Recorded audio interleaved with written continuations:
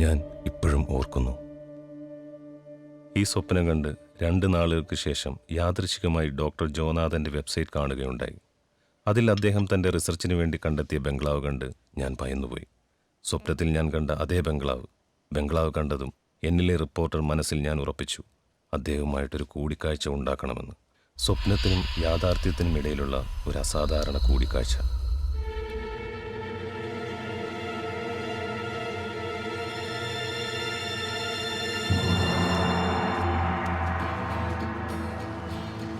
പക്ഷേ അദ്ദേഹം തൻ്റെ റിസർച്ച് കംപ്ലീറ്റ് ചെയ്യുന്നതിന് മുൻപ് ഇതുവരെ ആർക്കും ഇൻ്റർവ്യൂ കൊടുത്തിട്ടില്ല. പലരും അതിനുവേണ്ടി സമീപിച്ച് പരാജയപ്പെട്ടതാണ്. എങ്കിലും എന്ത് സഹിച്ചും എനിക്കത് നേടിയെടുത്തേ പറ്റൂ.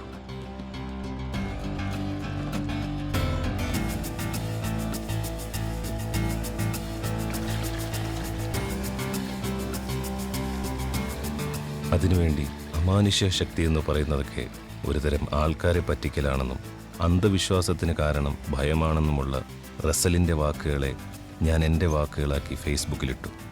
അടുത്ത ദിവസം ആ വാർത്ത മാഗസീനിൽ വന്നിരുന്നു. ഹിന്ദുവിൽ വന്നിരുന്ന അദ്ദേഹത്തിൻ്റെ ഗോസ്റ്റ് ആൻഡ് മീ എന്ന ആർട്ടിക്കിളിൻ്റെ നടുവിൽ എൻ്റെ കമൻ്റ് ഉണ്ടായിരുന്നു. അത് അദ്ദേഹത്തെ വല്ലാതെ അസ്വസ്ഥനാക്കി.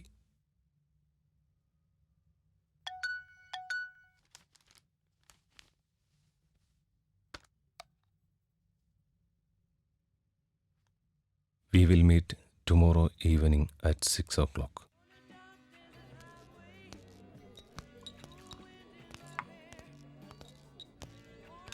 ഡോക്ടർ ജോനാഥൻ എനിക്കൊരു അപ്പോയിൻമെൻറ്റ് തന്നിട്ടുണ്ടെന്ന് പറഞ്ഞാൽ ഇവന്മാർ വിശ്വസിക്കില്ല. വിശ്വസിപ്പിക്കാൻ എൻ്റെ കയ്യിൽ തെളിവുണ്ട്. എന്നാലും വേണ്ട. കൃത്യസമയത്ത് ചെന്നില്ലെങ്കിൽ കാണാൻ പോലും സമ്മതിക്കാത്ത എക്സെൻട്രിക് ആയിട്ടുള്ള ആളാണ്.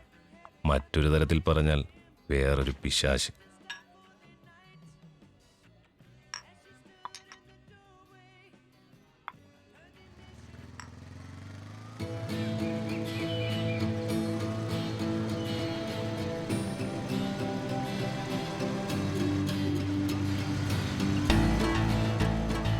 എനിക്ക് പ്രേതത്തിലും ഭൂതത്തിലും ഒന്നും യാതൊരു വിശ്വാസവുമില്ല. ഞാൻ ഏത് കാര്യത്തിലും സയൻറ്റിഫിക്കായി അപ്രോച്ച് ചെയ്യുന്ന ആളാണ്.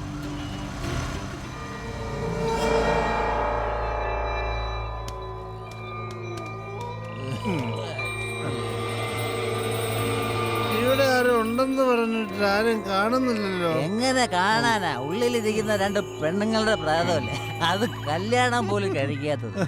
വീട്ടിലുള്ള ഒരു പ്രയത്നം തന്നെ സഹിക്കാൻ പറ്റുന്നില്ല. ഇയാളെ സമ്മതിക്കണം.